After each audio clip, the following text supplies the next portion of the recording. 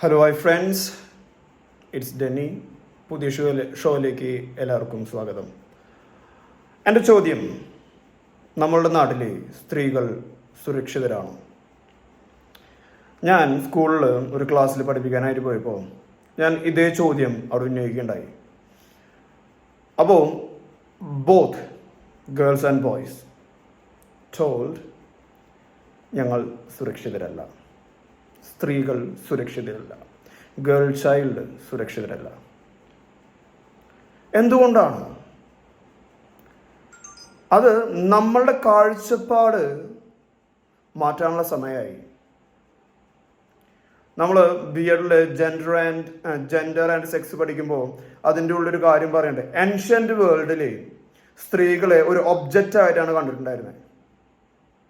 ആ ഒരു കാലഘട്ടം നമ്മൾ മാറ്റണം. നമ്മൾ സെയിം ഡിഗ്നിറ്റി കൊടുക്കാനായിട്ട് പഠിക്കണം.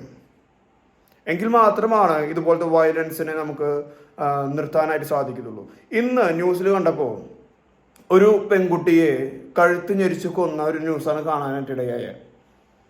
അത് സ്ത്രീധനത്തിൻ്റെ പേരിൽ. ഞാൻ വർഷങ്ങൾക്ക് മുൻപ് ഒരു ലേഖനം എഴുതിയിട്ടുണ്ടായിരുന്നു ഫേസ്ബുക്കിൽ സ്ത്രീധനത്തെ കുറിച്ചിട്ട്. അന്ന് അഞ്ചലിൽ ഒരു കൊലപാതകം നടന്നപ്പോൾ അതിനെക്കുറിച്ച് ഞാനൊരു വീഡിയോ ചെയ്തിട്ടുണ്ടായിരുന്നു, ഒരു റൈറ്റപ്പ് ഇട്ടിട്ടുണ്ടായിരുന്നു. അപ്പോൾ കുറേ പേരെന്നെ വിളിച്ച് കാര്യങ്ങൾ പറഞ്ഞു. ആദ്യമായിട്ടാണ് ഇതുപോലത്തെ ഒരു സ്വരം ഉയർന്നു വരുന്നതെന്ന് പറഞ്ഞു.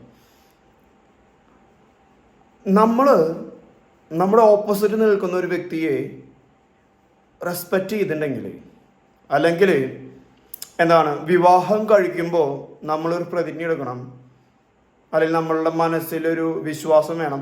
എൻ്റെ ഒപ്പം ജീവിക്കുന്ന പങ്കാളി, ഇത് സ്ത്രീകൾക്ക് വേണ്ടി മാത്രമല്ല ഞാൻ പറയുന്നത്, പുരുഷന്മാർക്കും വേണ്ടി കൂടിയാണ്. സ്ത്രീകൾ ഉപദ്രവിക്കുന്ന പുരുഷന്മാരുണ്ട്, പുരുഷന്മാർ ഉപദ്രവിക്കുന്ന സ്ത്രീകളുണ്ട്. വിവാഹം കഴിക്കുമ്പോൾ അല്ലെങ്കിൽ നല്ലൊരു സ്നേഹബന്ധത്തിലാണെങ്കിൽ നമ്മൾ എടുക്കേണ്ട ഒരു ദൃഢമായൊരു തീരുമാനമുണ്ട്. എന്നെ സ്നേഹിക്കുന്ന വ്യക്തിയെ ഞാൻ ഒരിക്കലും വേദനിപ്പിക്കത്തില്ല, എന്തിൻ്റെ പേരാണെങ്കിലും. കഴിഞ്ഞ ദിവസം ന്യൂസിൽ കണ്ടു ഒരു കുട്ടിയെ വലിച്ചെറിഞ്ഞ് കൊന്നു കളഞ്ഞത്. അപ്പോൾ ഇതൊക്കെ നടക്കുന്നത് എന്തുകൊണ്ടാണ്? നമ്മൾ മറ്റൊരു വ്യക്തിക്ക് ഒരു ഡിഗ്നിറ്റി കൊടുക്കാത്തതുകൊണ്ടാണ്, മറ്റൊരു വ്യക്തിയെ സ്നേഹിക്കാത്തതുകൊണ്ടാണ്. അപ്പോൾ ഇത് എന്തുകൊണ്ടാണ്? നിങ്ങൾ കുറേ പേര് ഈ വീഡിയോ കാണുന്നുണ്ടായിരിക്കാം. അപ്പോൾ നിങ്ങളുടെ ഒരു കമൻറ്റ്, എന്തുകൊണ്ടാണ് സ്ത്രീകൾക്കെതിരെ മാത്രം ഇതുപോലത്തെ, നമുക്കറിയാം ഇവിടെ പല സംഘടനകളുണ്ട്, സംഘടനകൾ മീൻസ് സ്ത്രീയെ ശക്തീകരിക്കാനുള്ള സംഘടനകളുണ്ട്, എന്നിട്ട് പോലും ഇതൊക്കെ നടക്കുന്നുണ്ടെങ്കിൽ അതിനുള്ള കാരണം എന്താണ്? എപ്പോഴും നമ്മൾ ചിന്തിച്ചിട്ടുണ്ടോ? ഇതെങ്ങനെ നമുക്ക് സ്റ്റോപ്പ് ചെയ്യാം? എങ്ങനെ ബോധവൽക്കരണം കൊടുക്കാം? ഇതൊക്കെ നമ്മൾ മെനഞ്ഞെടുത്ത് ഒരു ആക്ഷൻ പ്ലാൻ ക്രിയേറ്റ് ചെയ്ത് മുന്നോട്ട് പോവുകയാണെങ്കിൽ ഇതൊക്കെ നിർത്താനായിട്ട് നമുക്ക് സാധിക്കും. അല്ലെങ്കിൽ ഇതൊക്കെ ചെയ്ത ആളിനെ തക്കതായ പണിഷ്മെൻറ്റ് കൊടുക്കണം. അതാരാണെങ്കിലും, സ്ത്രീ ആണെങ്കിലും പുരുഷനാണെങ്കിലും. പുരുഷൻ സ്ത്രീയാൽ പീഡനം ഏൽപ്പിക്കപ്പെട്ടാൽ സ്ത്രീക്ക് അതേപോലെ തന്നെ ശിക്ഷ കൊടുക്കണം.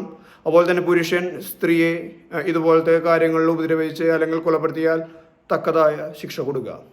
ഭയക്കണം, ആൾക്കാർ ഭയക്കണം ആ ശിക്ഷ കണ്ടു കഴിഞ്ഞിട്ടുണ്ടെങ്കിൽ. എങ്കിൽ മാത്രമാണ് ഇതിനൊക്കെ ഒരു അർത്ഥി വരുത്തുള്ളൂ. എപ്പോൾ ന്യൂസ് തുറന്നാലും